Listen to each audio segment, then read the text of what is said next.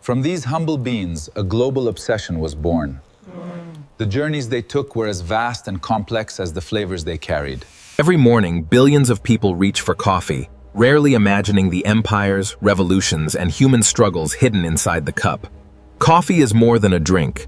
It is a map of migration, trade, faith, invention, exploitation, and survival. Its journey crossed forests, deserts, oceans, plantations, factories, and cities before becoming one of humanity's most familiar rituals. The entire story begins with a small red fruit growing beneath the shade of an African forest. What we call coffee beans are actually seeds, protected inside a fruit that resembles a bright red cherry. For centuries, controlling these seeds meant controlling wealth, labor, shipping routes, and the habits of entire societies. Coffee helped people remain awake, exchange ideas, conduct business, and challenge the authorities who feared its influence. Technology later transformed a regional beverage into a standardized product that could travel into almost every home. Today, the crop faces unstable prices, destructive disease, disappearing forests, and a climate changing faster than many farms can adapt. To understand coffee, we must travel backward, beyond the café, to the forests where its wild ancestors still grow. Coffee's deepest botanical roots lie in the humid highland forests of Ethiopia, where wild Arabica plants still survive beneath taller trees. Unlike open plantations, wild coffee grows as part of a complex ecosystem filled with shade, insects, birds, and competing plants. Birds and animals spread coffee seeds naturally, helping the plant move through the forest long before humans cultivated it. Communities living near these forests develop knowledge of ripening seasons, useful plants, and the flavors hidden within different trees. Wild coffee is genetically diverse. One tree may resist heat or disease better than another growing only a short distance away. This diversity is not merely scientific. It represents food, income, tradition, and a living inheritance for nearby communities. In Ethiopia, coffee became woven into hospitality and social life, with preparation itself developing into a meaningful ceremony. The aroma, incense, conversation, and repeated servings turn coffee drinking into an event rather than a hurried act. Coffee creates a space for news, negotiation, friendship, remembrance, and the patient strengthening of relationships. Yet Ethiopia's forest coffee would not remain local. Across the Red Sea, new growers would transform it into a cultivated commodity. The famous tale of Kaldi and his dancing goats is memorable, but historians generally treat it as legend, not verified fact. Coffee's earliest use is difficult to reconstruct because plants, drinks, and oral traditions often leave little archaeological evidence. Before coffee became a brewed drink, people may have consumed its fruit or seeds in other forms during travel and daily life. Some accounts describe energizing mixtures made from coffee material, although exact recipes and dates remain uncertain. What is certain is that people, goods, and ideas moved regularly between the Horn of Africa and southern Arabia. These crossings allowed useful plants and agricultural knowledge to travel between regions connected by commerce and migration. Modern botanical evidence links cultivated Arabica to Ethiopian ancestry, even though the precise route of domestication remains debated. Coffee's emergence was probably not one dramatic discovery, but a chain of small experiments shared among many unnamed people. In Yemen, growers learned to cultivate coffee under demanding conditions, turning a forest plant into a carefully managed crop. By the 15th century, coffee cultivation in Yemen was established, and the beverage entered a new historical phase. Yemeni farmers adapted coffee to steep, dry mountains using terraces, stored water. Every harvest depended on scarce rain, healthy soil, and the ability to protect fragile plants from heat and drought. Coffee became associated with Sufi communities who valued wakefulness during long nights of prayer, chanting, and spiritual concentration. The drink offered stimulation without intoxication, making it useful for people seeking alertness and disciplined attention. Religious networks helped introduce coffee to travelers and students who carried new habits back to distant cities. Roasting transformed the seed's aroma and flavor, creating the dark, fragrant beverage recognizable as an ancestor of modern coffee. Preparation varied, but heat, grinding, water, and conversation combined to create a powerful social ritual. Coffee soon moved beyond devotional settings and entered marketplaces, homes, roadside stops, and the daily rhythm of urban life. As demand grew, coffee became taxable merchandise, attracting merchants and officials eager to control its profitable movement. From Yemen's highlands, the harvest traveled downhill toward a port whose name would become permanently linked with coffee. Mocha became a major gateway for Yemeni coffee, linking mountain farms with merchants across the Indian Ocean and beyond. Coffee passed through layers of growers, brokers, tax collectors, ship owners, and traders before reaching foreign consumers. The port was a meeting place where languages, currencies, contracts, and commercial rivalries mixed around a valuable crop. Quality was judged before export, and reputation mattered because buyers could not easily inspect distant mountain farms. Sea voyages exposed coffee to moisture, theft, storms, delay, and the constant risks of pre-industrial shipping. Monsoon wind systems helped connect Mocha with ports in the Red Sea, Persian Gulf, India, and East Africa. Indian merchants played important roles in regional trade, carrying coffee into established networks for spices, textiles, and precious goods. States recognized coffee's value and tried to regulate its sale, movement, taxation, and sometimes even its consumption. Stories claim fertile seeds were closely guarded, but determined rivals eventually obtained plants capable of growing elsewhere. Once living coffee plants escaped Yemen's control, the geography of production would change forever. In Ottoman cities, coffeehouses created new public spaces where people could gather outside the home, mosque, palace, or workplace. Men would gather here to discuss trade, neighborhood news, poetry, politics, rumors, and the endless details of urban life. Storytellers, musicians, and performers turned coffeehouses into centers of entertainment, as well as refreshment. And with these terms, we secure a prosperous route for generations. Indeed, this agreement signifies a partnership of trust. Authorities sometimes viewed coffeehouses with suspicion because unsupervised conversation could spread criticism and organize opposition. Several rulers attempted restrictions or closures, but enforcement varied and coffee's popularity repeatedly overcame official resistance. The coffeehouse survived because it answered a powerful human need: a shared place to talk, watch, listen, and belong. Distinctive brewing and serving traditions developed across the Ottoman world, linking taste with etiquette and hospitality. Coffee also entered customs of courtship, celebration, divination, and domestic life, acquiring meanings far beyond stimulation. European travelers and traders encountered this culture and carried home both the beverage and the idea of the coffeehouse. European port cities first received coffee as an exotic imported commodity associated with the Ottoman world and long-distance trade. At first, Europeans sometimes treated coffee as medicine, curiosity, or luxury, rather than an ordinary daily beverage. Its unfamiliar color and bitterness inspired fascination, skepticism, and arguments over whether the foreign drink was healthy or dangerous. In London, coffeehouses became information exchanges, where the price of a cup could provide access to news and commercial intelligence. Specialized coffeehouses attracted particular professions, including merchants, writers, scientists, politicians, and people connected to maritime insurance. The benefits of this new beverage are undeniable. The mind clears, debates sharpen. Unlike the printed news and coffeehouse discussion reinforced each other, accelerating the movement of information through expanding cities. In France and elsewhere, coffee entered salons, courts, private homes, and newly fashionable spaces of sociability. Demand for coffee created demand for specialized objects, from grinders and roasters to porcelain, furniture, and decorative serviceware. But Europe could not satisfy growing demand from Yemeni supply alone. Colonial powers wanted coffee plants under their own control. The Dutch obtained viable coffee plants and studied how to reproduce them within their growing colonial system. Moving a living tropical plant across oceans required water, shade, protection from salt, and considerable luck. Java offered climates suitable for coffee and an administration capable of forcing production on a large scale. Colonial cultivation often relied on compulsory deliveries, taxation, restricted land use, and unequal power rather than free choice.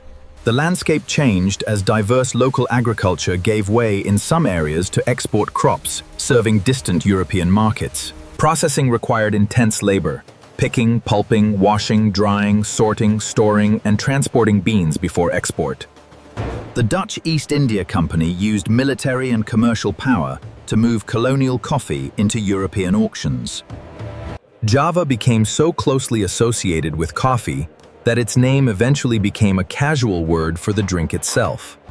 Coffee plants circulated among botanical gardens, royal collections, and colonial agents, each transfer creating new possibilities for expansion. From European gardens, coffee would cross the Atlantic and enter plantation societies built on coerced labor. A celebrated story describes a French naval officer protecting a coffee plant during the voyage to Martinique, even sharing limited water. Whether every detail is true or embellished, coffee cultivation spread rapidly through the Caribbean during the 18th century. Colonial investors recognized that cool uplands could produce valuable beans for Europe's rapidly expanding market. The wealth of Caribbean coffee depended heavily on enslaved African labor, enforced through violence, deprivation, and loss of freedom. Every elegant cup consumed abroad concealed exhausting work and a system designed to extract maximum profit from captive people. Harvest season demanded relentless labor because ripe cherries spoil quickly and quality falls when processing is delayed. Coffee profits created luxury for a small elite, while the people producing that wealth endured brutal inequality. Despite oppression, enslaved communities defended human connection, cultural memory, family ties, and countless forms of resistance. The Haitian Revolution shattered the world's richest plantation colony and disrupted one of the most important coffee-producing regions. As Caribbean production changed, capital and coffee plants moved again, helping other regions rise to global dominance. Coffee reached Brazil in the 18th century, but its greatest expansion came later as global demand accelerated. Large areas of Atlantic forest were cleared to create plantations across southeastern Brazil. Favorable land, investment, transport, and abundant coerced labor allowed Brazilian production to grow on an extraordinary scale. Brazil's coffee boom was deeply tied to slavery, which continued there until 1888, later than in most of the Americas. Before railways, moving harvests from inland estates to ports was slow, expensive, and vulnerable to weather. Railroads connected plantation zones with ports, reducing costs and pushing cultivation farther into the interior. Santos became a major outlet for Brazilian coffee, linking enormous inland harvests to consumers across the Atlantic. Coffee profits financed banks, railways, urban development, political influence, and the growth of cities such as São Paulo. After slavery, plantation owners recruited immigrant labor, often through contracts that still produced debt, dependency, and harsh conditions. Brazil's scale gave it immense influence over world supply, but dependence on one export also created dangerous economic vulnerability. Across producing regions, coffee begins with labor performed early, repeatedly, and often far from the consumers who enjoy it. Selective picking can improve quality, but it requires repeated passes through the same fields and careful human judgment. The physical burden is intensified by heat, rain, insects, unstable slopes, long hours, and the weight of harvested fruit. Many seasonal workers are paid by volume, making income dependent on harvest size, speed, access to ripe trees, and local rates. For smallholders, coffee income may support food, schooling, healthcare, housing, and the next season's farm expenses. Yet farmers often face prices they cannot control, even as transporters, roasters, brands, and cafes add value farther along the chain. Limited storage, credit, market information, and transport can force growers to sell quickly, weakening their negotiating position. Women perform essential work throughout coffee production, though land ownership, payment, training, and decision-making are not always shared equally. Cooperatives can help members process coffee, reach buyers, share equipment, obtain training, and negotiate from a stronger position. Tracing coffee back to its producers can reveal value and responsibility that disappear when the product is treated as anonymous. Coffee leaf rust, caused by a fungus, attacks leaves, weakens plants, and can severely reduce future harvests. During the 19th century, rust devastated Arabica cultivation in Ceylon, helping push the island's plantations toward tea. The change shows how disease can redirect land, labor, investment, trade, and even the drinking habits associated with a region. Coffea canephora, widely known as Robusta, tolerates warmer conditions and often resists some threats better than Arabica. Arabica is often prized for complex flavor, while Robusta commonly offers higher caffeine, stronger bitterness, and productive resilience. Robusta became important in espresso blends and soluble coffee, helping manufacturers balance flavor, body, price, and reliable supply.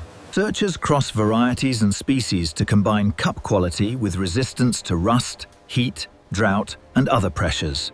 Breeding coffee is slow because plants take years to mature, and promising selections must be tested across different environments. Resistant varieties can reduce losses, but protection may weaken as pathogens evolve and environmental conditions change. Coffee's survival has always depended on diversity, observation, adaptation, and the willingness to prepare before crisis arrives. Industrial roasting brought greater scale and consistency, replacing many small household roasting practices in growing urban markets. Roasters learned to control heat, time, airflow, and cooling to shape aroma while avoiding scorched or underdeveloped flavors. Packaging and advertising transformed coffee from a loose local commodity into a recognizable branded product promising dependable taste. In Italy, pressure-driven machines accelerated preparation and created concentrated coffee served quickly to customers standing at the bar. Espresso became both a brewing method and a foundation for drinks combining coffee with varying amounts of milk and foam. Faster service matched industrial city life, where workers and travelers wanted stimulation without a long seated ceremony. Instant coffee used industrial processing to create a lightweight product that dissolved rapidly and traveled easily. Military supply and mass distribution helped familiarize large populations with convenient coffee that required little equipment. Coffee companies linked the beverage with domestic comfort, productivity, modern appliances, and the promise of a reliable daily routine. Today, ancient brewing traditions and advanced machines coexist, offering radically different experiences from the same family of seeds. Late 20th century specialty coffee emphasized origin, freshness, careful roasting, and the distinctive flavor potential of particular lots. Professional tasting, called cupping, compares fragrance, acidity, sweetness, body, aftertaste, balance, and unwanted defects. Flavor reflects genetics and environment, but also harvest timing, fermentation, drying, storage, roasting, grinding, water, and brewing. Washed processing removes fruit before drying, often producing a clean profile that reveals acidity and fine aromatic differences. Natural processing dries coffee inside its fruit, potentially creating heavier sweetness and fruit character when carefully managed. New fermentation approaches can create unusual flavors, but poor control may also produce inconsistency or serious defects. The quality is exceptional, worthy of the price. Excellent. I'm pleased we could agree on terms directly. Notice the unique processing techniques and the exact farms where these beans were harvested. Where did these specific beans originate? Directly from the high-altitude farms mentioned on the board. Premiums matter only when they reliably reach producers and compensate for the cost of quality, uncertainty, and smaller yields. Specialty coffee's greatest promise is connection, but meaningful connection requires transparency, fairness, and long-term commitment. Rising temperatures can stress coffee plants, alter flowering, increase water demand, and shift where high-quality Arabica can grow. Climate change also increases uncertainty through drought, extreme rain, landslides, storms, and changing patterns of pests and disease. Shade trees can cool farms, protect soil, support wildlife, store carbon, and diversify income. Preserving genetic diversity gives breeders and farmers more options for finding plants suited to future conditions. Wild coffee populations are especially valuable because they contain traits absent from heavily narrowed commercial varieties. Protecting coffee's future, therefore, includes protecting forests and respecting the communities whose stewardship keeps those forests alive. Adaptation is not one invention. It combines healthy soil, shade, water management, Consumers cannot solve every problem, but purchasing habits, business standards, and public policy can influence how value and risk are shared. Coffee's history shows a repeating pattern. Innovation creates opportunity, power concentrates profit, and overlooked workers carry much of the cost. The next time coffee reaches your hands, remember the forest, the farmers, and the long human journey contained within every cup.